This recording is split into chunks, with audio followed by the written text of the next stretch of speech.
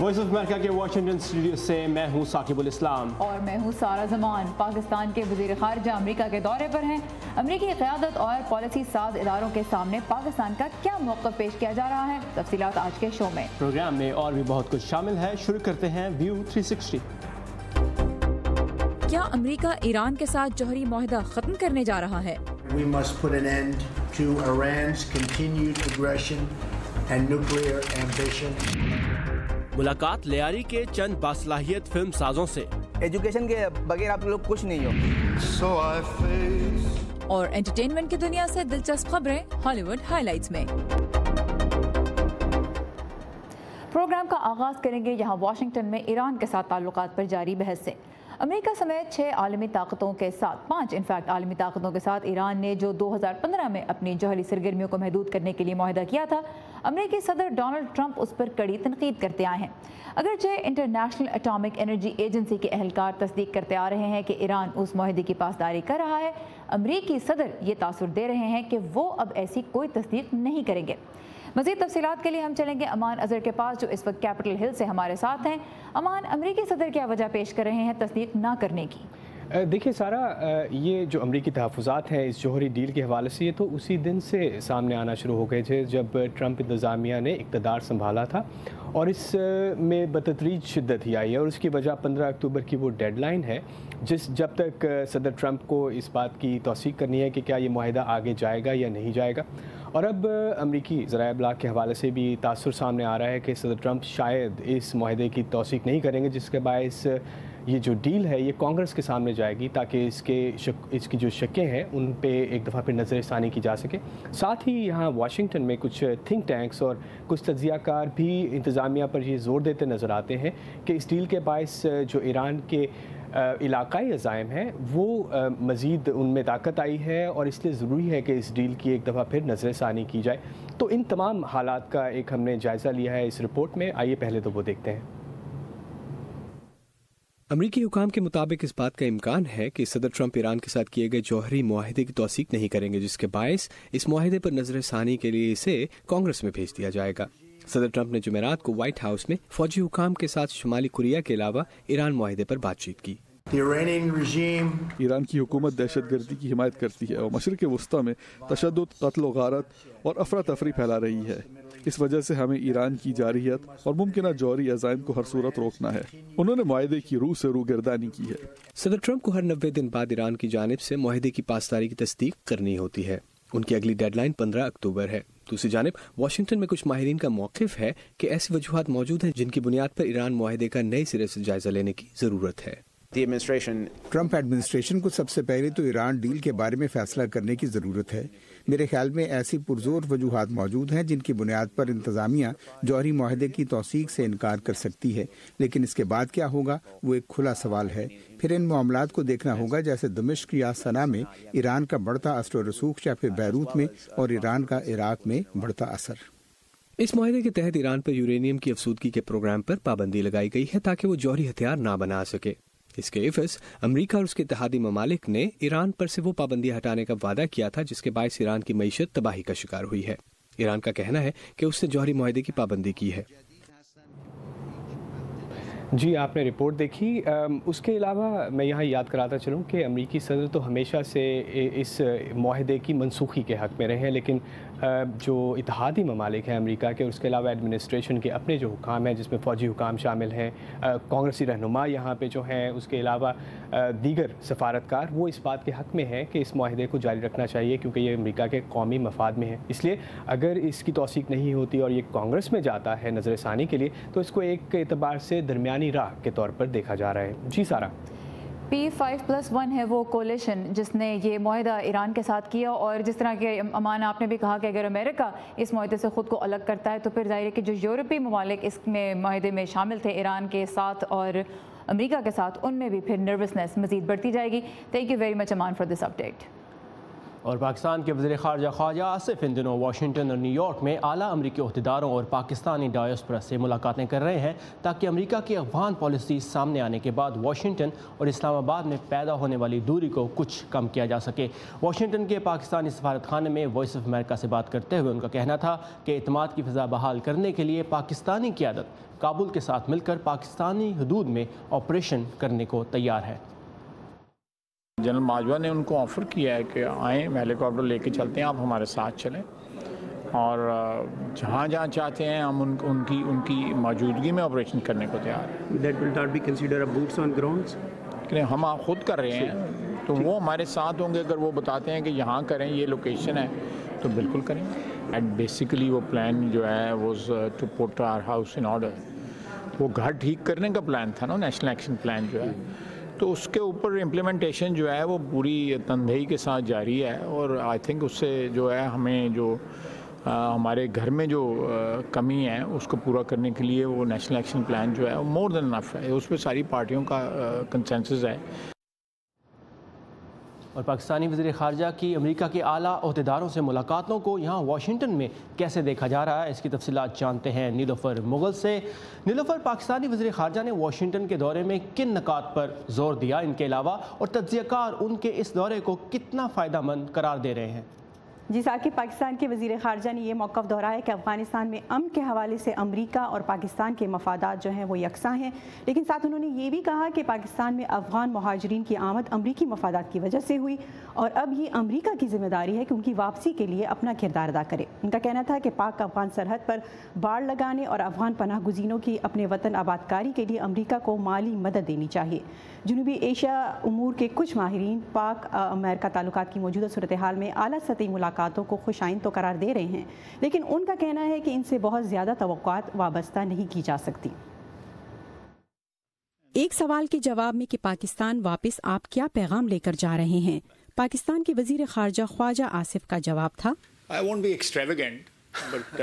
کل امریکی وزیر خارجہ کے ساتھ ملاقات بہت مفید رہی۔ میک ماسٹر کے ساتھ بھی آج کی ملاقات بہت اچھی تھی، میں اسے بری نہیں کہوں گا۔ ہمیں اس طرح کے دو طرفہ رابطے اور تبادلہ خیال کرنے چاہیے۔ United States Institute of Peace سے وابستہ Asia program director Moeed Yusuf سمجھتے ہیں کہ دونوں ملکوں کے درمیان تعلقات میں حالیہ کشیدگی کے لیے پاکستانی عہدیداروں کی جانب سے حالیہ دورے اور خاص طور پر یہ دورہ بہت اہم ہے۔ دیکھیے، وزٹ تو بہت اہم ہے، اور اس کی وجہ یہ ہے کہ امریکہ کی نئی افغانستان کی پالیسی کا جو رد عمل آیا پاکستان سے وہ بہت منفی تھا۔ نیو یارک میں جو وزیر اعظم ہیں عباسی صاحب، ان کی ملاقات ہوئی وائس پریزیڈنٹ پینس سے، وہ ایک آئس بریکر تھا۔ تعلق آگے بڑھانے کا اس سے بہتر طریقہ کوئی نہیں۔ اس کا یہ مطلب نہیں کہ معاملات حل ہو گئے۔ معید یوسف کہتے ہیں کہ اس وقت پاکستان اور امریکہ کے درمیان تعلقات جس موڑ پر ہیں پچھلے 10 سالوں میں نہیں تھے، لیکن یہ تعلقات بہت اہم اور پیچیدہ ہیں جس میں بہتری آنی ضروری ہے۔ بالکل وثوق سے میں یہ بات کہتا ہوں کہ یہ تعلق اگر ٹوٹا تو خطے میں مسئلہ ہوگا، افغانستان میں مسئلہ ہوگا، امریکہ کا جو وہاں پہ ہدف ہے پورا نہیں ہوگا، اور پاکستان پہ انسٹیبلٹی پاکستان میں بڑھے گی۔ اگرچہ امریکہ نے پاکستان کی دہشت گردی کے خلاف کوششوں کو سراہا ہے، لیکن وہ یہ بھی چاہتا ہے کہ پاکستان دہشت گرد گروہوں کو مبینہ پناہ گاہیں فراہم نہ کرے اور اپنے رویے میں لچک کا مظاہرہ کرے۔ لیکن پاکستان کے پاس کیا آپشن ہے؟ پاکستان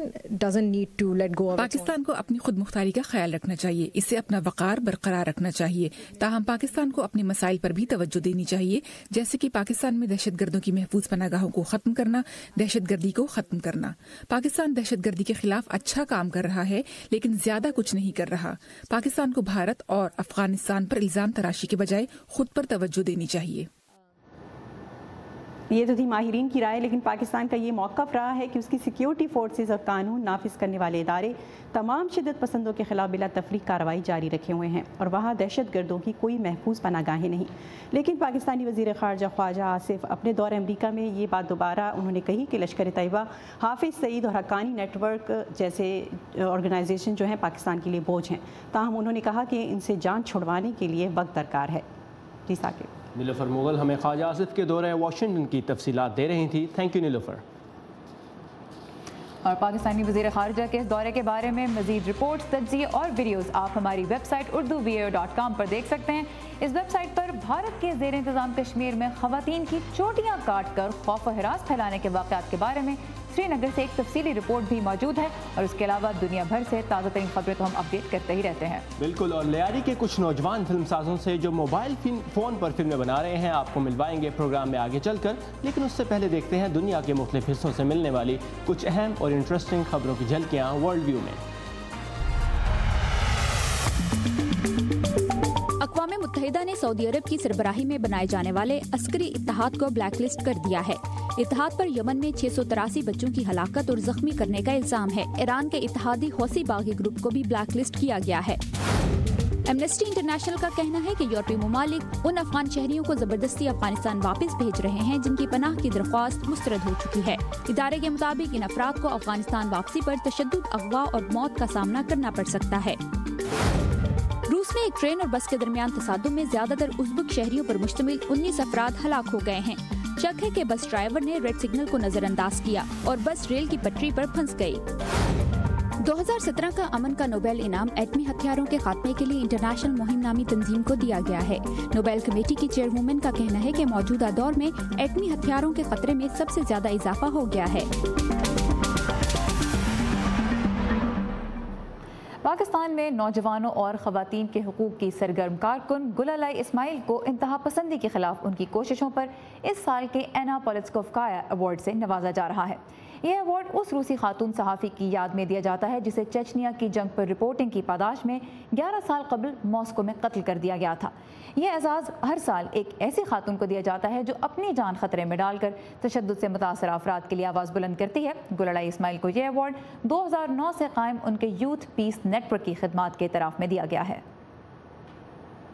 मेरे ख्याल में ये अवार्ड उन लोगों के लिए, उन नौजवानों के लिए जो इंतहा पसंदी के ख़िलाफ़ आवाज़ उठाना चाहते हैं लेकिन उनको लगता है कि उनके काम को सपोर्ट करने वाला कोई नहीं, उसमें उनके लिए बहुत इंस्पिरेशन है क्योंकि इससे एक पैगाम जाता है कि अगर वो इंतहा पसंदी के ख़िलाफ़ आवाज़ उठाते हैं तो उनको सपोर्ट करने वाले लोग मौजूद हैं। अगर उनको मसाइल के सामने लाने वाले लोग हैं तो उनको सपोर्ट करने वाले लोग भी मौजूद हैं। इसके अलावा इसकी जो ज़्यादा वैल्यू है उससे जब किसी भी मसले के ऊपर अवार्ड दिया जाता है तो असल में कोशिश होती है कि उस मसले के ऊपर रोशनी डाली जाए और इस अवार्ड का मकसद भी यही है कि इंसानी हुकूक के ऊपर आवाज़ उठाने वालों को जो ख़तरात का सामना करना पड़ता है उसके ऊपर रोशनी डाली जाए।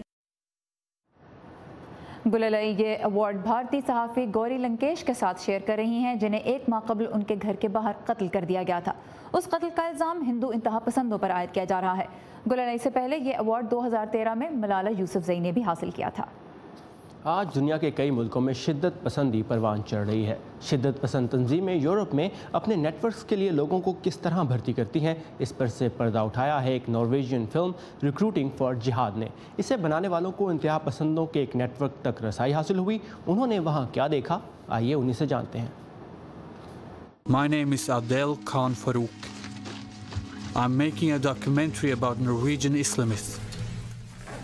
आदिल फारूक को अपनी डॉक्यूमेंट्री रिक्रूटमेंट फॉर जिहाद की फिल्मिंग के दौरान इंतहा पसंद मुबल्लिग उबैदुल्ला हुसैन के जरिए यूरोप की एक इंतहा पसंद मुसलमान कम्युनिटी को करीब से जानने का मौका मिला। फारूक उबैदुल्ला हुसैन जैसे लोगों के सख्त गिर नजरियात की वजह जानना चाहते थे। न सिर्फ नॉर्वे बल्कि Sweden, Denmark, UK, France, Belgium में भी आपको मुसलमानों में हमेशा ऐसे छोटे ग्रोह मिलेंगे जो मुसलमान होते हुए भी बाकी मुस्लिम कम्युनिटी से अलग थलग रहते हैं। वो पसमानदा होते हैं। मुलाजमत के हसूल में मुश्किल समेत उन्हें घर के अंदर और बाहर मुख्तलिफ परेशानियों का सामना हो सकता है। My name is Ubaidullah Hussein and I am spokesman for the group Prophet's Ummah, Prophet's Ummah in Norway. And I want to find out why he became. मैं जानना चाहता था कि किस वजह से वो इतनी ज़्यादा इंतहा पसंदी की जानिब माइल हुआ, क्योंकि उसकी ज़िंदगी के कुछ मुख्तलिफ पहलू भी हैं। मसलन वो सॉकर का रेफरी हुआ करता था, बचपन में ज़हीन था और पढ़ाई में भी ठीक ठाक था। बरतानवी इंतहा पसंद अंजुम चौधरी के साथ एक खुफिया मुलाकात में आदिल फारूक ने इंतहा पसंदी को फैलाए जाने के लर्जा देने वाले तरीक़ाकार की अक्सबंदी की। हम नॉर्वे में उनके साथ राब्ते में हैं, लेकिन उनके दरमियान बैठना और बात है और हम ये ख्यालात नॉर्वे पहुंचाएंगे। 2015 में इंतहा पसंदों ने पेरिस में कई हमले किए, जिनमें पहला तंज़ो मज़ाह पर मबनी फ्रेंच रसाले चार्ली हेब्दो पर और महीनों बाद एक कॉन्सर्ट हॉल और फुटबॉल स्टेडियम पर हमले हुए, जिनमें 130 हलाक और 368 लोग जख्मी हुए। आदिल के मुताबिक उन्हें उबैदुल्ला ने ऑन कैमरा बताया कि वो पेरिस के हमलावरों को खुद तो नहीं जानते, लेकिन उनके जानने वालों को जानते हैं। یہ گروہ بہت چھوٹے لیکن طاقتور ہیں کیونکہ یہ مل کر کام کرتے ہیں. یا تو وہ ایک دوسرے سے ملنے جاتے ہیں یا سیمینار کی طرح کی نشستوں میں ملاقاتیں کرتے ہیں. عبید اللہ نے ایک نارویجین نوجوان کو بھرتی کیا تھا جس کی وجہ سے وہ پولیس کی نظروں میں آ گیا. اس کی گرفتاری کے ساتھ ہی نارویجین پولیس نے فاروق اور رالفسن کی ویڈیو ثبوت کے طور پر اپنے قبضے میں لے لی. فلم سازوں کی آزادی صحافت کے لیے لڑائی خود ایک کہانی بن گئی. عادل فاروق اور اولک رالفسن اپنا کیس ناروے کی سپریم کورٹ تک لے گئے جہاں جیت ان کی ہوئی. کسی بھی جمہوریت کے لیے اس کے صحافیوں اور میڈیا کا حکومت سے الگ ہونا ضروری ہے. میری طاقت ہے کہانی بیان کرنا, سوسائٹی میں ہونے والی چیزوں کو بے نقاب کر کے عوام کو باخبر کرنا. میرے خیال میں ضروری ہے کہ ہم ایک دوسرے کے کام میں مداخلت نہ کریں. اس سوال کے جواب میں کہ آیا ایسی ڈاکیومنٹری مسلمانوں کے خلاف خوف اور بدگمانی پیدا کر سکتی ہے, فاروق کہتے ہیں کہ وہ دکھانا چاہتے تھے کہ یہ سیلز کس طرح کام کرتے ہیں. الرک اور میرے لیے ضروری تھا کیونکہ زیادہ تر مسلمان ان جیسے نہیں ہیں, وہ نارمل لوگ ہیں. پینلپی پولو کے ساتھ صبا شخان, اردو VOA. اور ناروے سے واپس آتے ہیں امریکہ جہاں دنیا کی ہر شے ملتی ہے لیکن زیادہ تر میڈ ان چائنا. تو آئیے ملتے ہیں دو نوجوانوں سے جو اپنے چھوٹے سے کاروبار کے ذریعے امریکہ کے مینوفیکچرنگ کے شعبے میں ایک بڑی تبدیلی لانے کی کوشش کر رہے ہیں.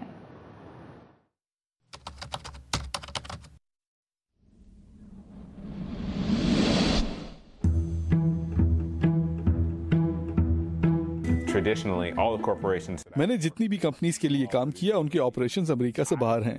میں کچھ الگ کرنا چاہتا تھا. میں نے محسوس کیا کہ پروڈکٹس یہاں رہتے ہوئے بھی تیار کر سکتے ہیں کیونکہ یہاں مینوفیکچررز کو جانتا ہوں. ضرورت پڑنے پر دن کی کسی پہر بھی میں ان سے جا کر مل سکتا ہوں اور پھر واپس آ کر لنچ بھی کر سکتا ہوں. اس لیے میکرز رو وجود میں آئی. یہ وہ جگہ ہے جہاں آپ اس وقت جاتے ہیں جب آپ کو کوئی چیز بنوانی ہو.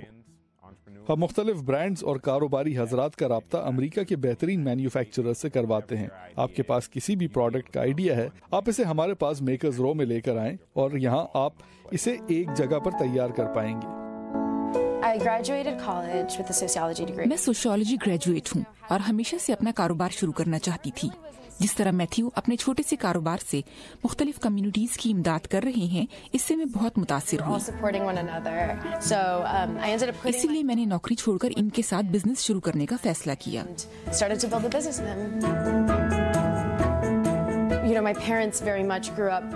میرے والدین انتہائی غریب تھے. میں ایک غریب گھرانے میں پلی ہوں, اسی لیے میں نے ہمیشہ ورکنگ کلاس کی مدد کرنے کی کوشش کی ہے تاکہ ایسے لوگوں کو زندگی میں سہولیات میسر آ سکیں. یہاں میں یہ کام نئے کاروباروں کو ان کے گولز کے حصول اور کاروباری مالکان کو ان کے آئیڈیاز کو حقیقت میں ڈھالنے میں مدد دے کر روز کرتی ہوں.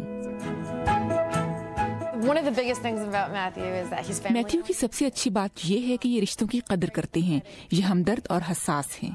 ان کی دوسری خوبی یہ ہے کہ یہ ایک آرٹسٹ ہیں, ڈیزائنر ہیں اور چیزیں تخلیق کرتے ہیں. یہ دنیا کو ایک الگ زاویے سے دیکھتے ہیں جس طرح میں نہیں دیکھتی.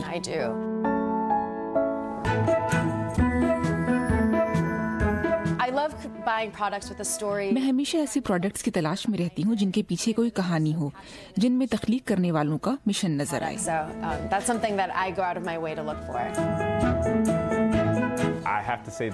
میں لوگوں کے لیے ایک امید بننا چاہتا ہوں, ان کی ہمت افزائی کرنا چاہتا ہوں. میں آپ کو بااختیار بنانا چاہتا ہوں تاکہ آپ کو یہ یقین ہو سکے کہ آپ ایسا کچھ ضرور کر سکتے ہیں جس کے ممکن ہو جانے کا تصور بھی آپ نے نہ کیا ہو.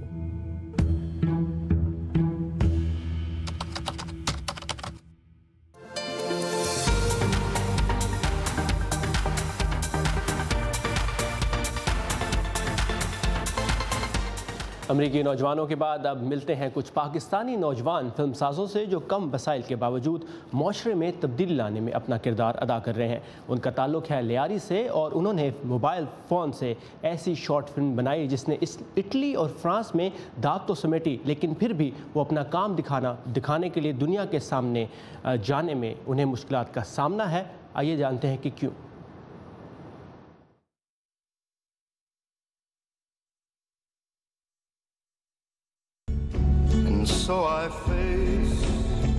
کنگزمین دی گولڈن سرکل نے ویکینڈ باکس آفس میں پہلی بازی مار لی ہے. 1 کروڑ 69 لاکھ ڈالر کی کمائی کر کے پیچھے چھوڑ دیا ہارر فلم اٹ اور ٹام کروز کی امریکن میڈ کو. जोरदार सेल्स के बाद आमदनी में आगे पीछे ही रही ये तीनों फिल्म्स। इस हफ्ते की वार्नर ब्रदर्स की पेशकश ब्लेड रनर 2049 कैसा बिजनेस करती है, इंतजार करते हैं।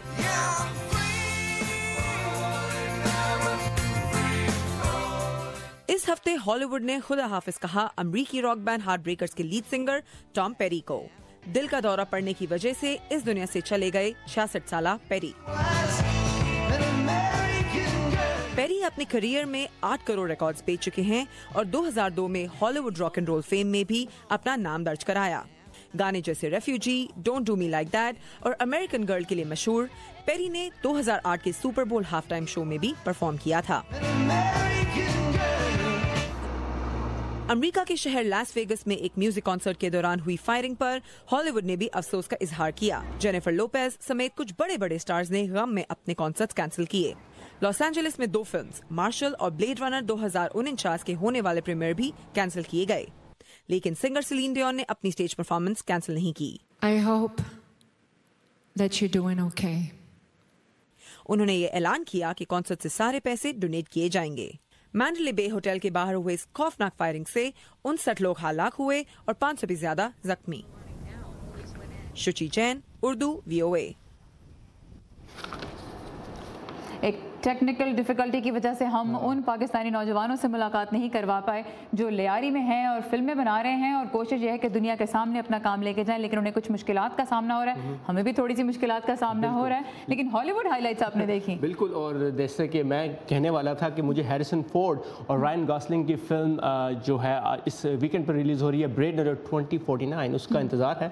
लेकिन जैसे सूची ने बताया कि इस वीकेंड पे film the Kingsman the golden circle जो थी वो बहुत ज़्यादा इस वीकेंड पे उसने बॉक्स ऑफिस पे काम किया।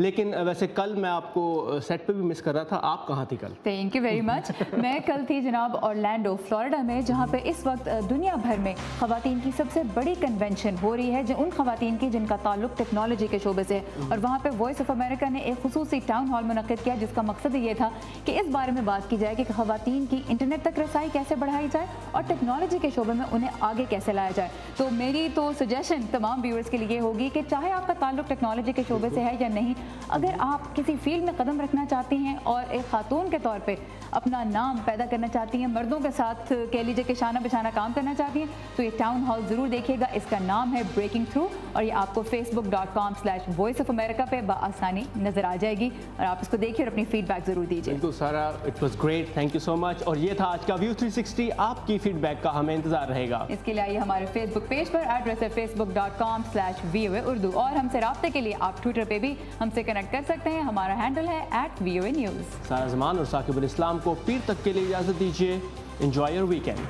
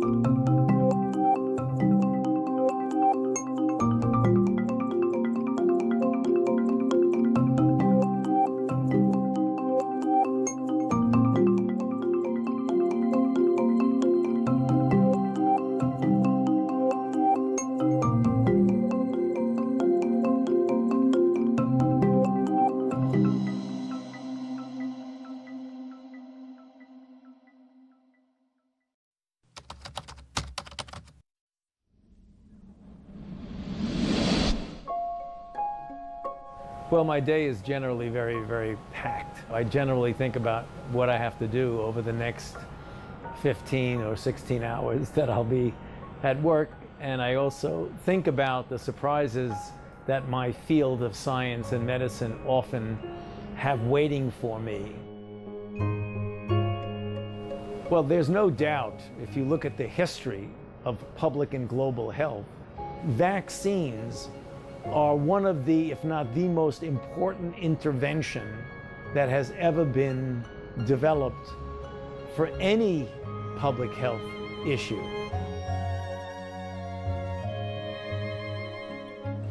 No, West Nile virus was never in the United States till 1999. It was in the West Nile area of Africa and in the Middle East, and it came over to the United States, likely through a mosquito or a bird or a person who was infected. And we had a few cases for the first couple of years, and then we had an outbreak a couple of years after it arrived, and now it's endemic at a low level in the United States. It isn't a major public health threat, but it is enough of an issue that we get enough cases each year, and that's the reason why we have to have good mosquito control. We tried to make a vaccine and would have made a vaccine for West Nile years ago, but we couldn't find a pharmaceutical company that was interested in partnering with us. What people need to understand about Zika is it's important to protect pregnant women. It is likely that Zika was in Africa and in Southeast Asia for decades and decades before we had the first recognized outbreak. In the United States, we have close to 700 already travel-related cases. We've had local outbreaks of dengue and chikungunya in Florida and in Texas, and we've been able to successfully contain it. I believe we need to do the same thing, and will do the same thing, with Zika. I work 7 days a week, and I've been doing that for a very long period of time. I don't really relax much, so I'm a proud workaholic. That's what I do right now. The challenges are too many. I watch my diet reasonably well. I'm about the same weight that I was when I graduated high school, and that was a very long time ago. I like to run, so I'm a runner. I've been running for many years. I've run several marathons, many 10Ks, and I continue to make sure that I every day do something that is exercise related. I think I have a very good sense of humor, and I laugh at a lot of things. I think just the surprises in life, the things that you don't know whether to laugh or cry because it's so ridiculous, those are the kind of things that make me laugh. The hope that I have for the discipline for which I'm responsible in infectious diseases is the elimination of those diseases that are controllable. I want to see the elimination of polio. I want to see HIV no longer be an epidemic and pandemic as we know it. I want to see an era of the end of AIDS. I don't think we'll ever be able to completely eliminate infectious disease. That's unreasonable, but we can do a lot more to alleviate the suffering associated with infectious diseases.